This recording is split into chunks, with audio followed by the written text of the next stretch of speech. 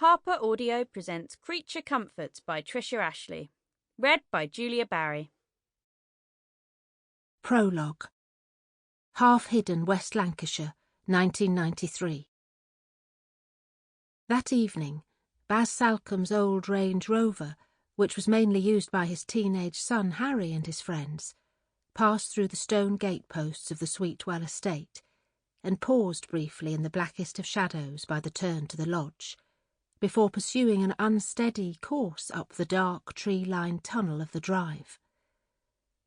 The road beyond the first sharp bend first hunched itself up and then dipped deeply into a hollow, but either the driver had forgotten that or was recklessly convinced that the car would fly over it, for it suddenly leapt forward with a roar.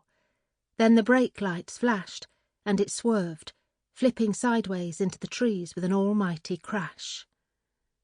The ominous sound, together with the incessant blaring of the jammed horn, carried as far as the lodge and set off a cacophony of barking from Debo Dane's desperate dog's refuge. Judy Armand, her friend and housekeeper, who was starting out for the local pub to collect Debo's niece, Izzy, stopped dead with the car keys in her hand, heart racing. Tom Tamblyn was halfway down the woodland path that led to his cottage by the Lady Spring when he heard the crash, but Dan Clew, Baz Salcombe's gardener, was first on the scene, for he'd been so close by that he actually felt the resonance of the impact through the soles of his feet. Arriving at a run, he found the crumpled car lying on its side in a thick tangle of old trees, wheels still spinning and the headlights blazing out at a crazy angle. The uppermost doors had burst open, and to his great relief he saw his son Simon climb out and then stagger up the bank, where he slumped with his head in his hands. A girl was screaming hysterically, and even before Dan had fished out a torch from his pocket and investigated, he guessed it would be Cara Ferris, the local vet's daughter.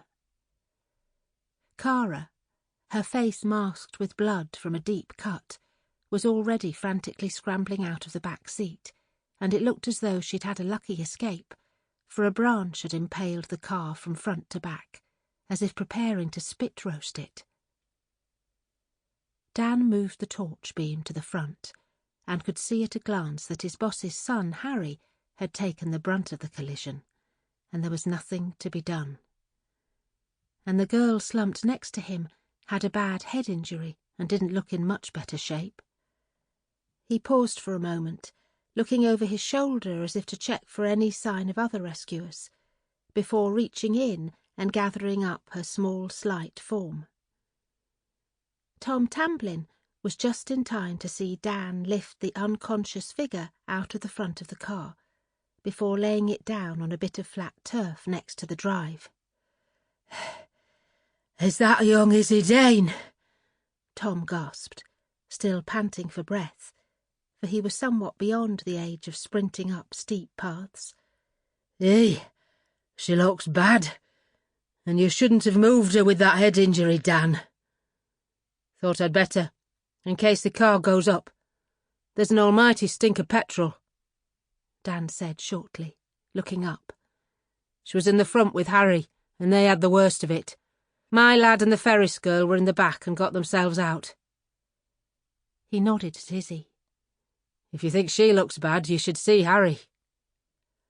"Oh, like that, is it?" Tom got out his own torch, took a look inside the car and came back shaking his head.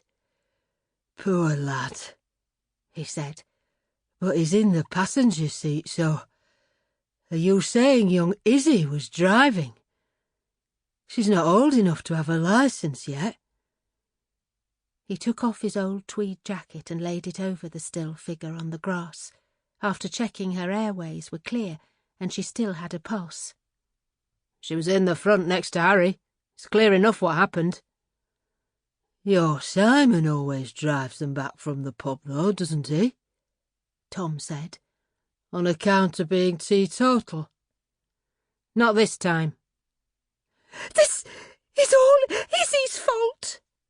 Cara exclaimed Sample complete. Ready to continue?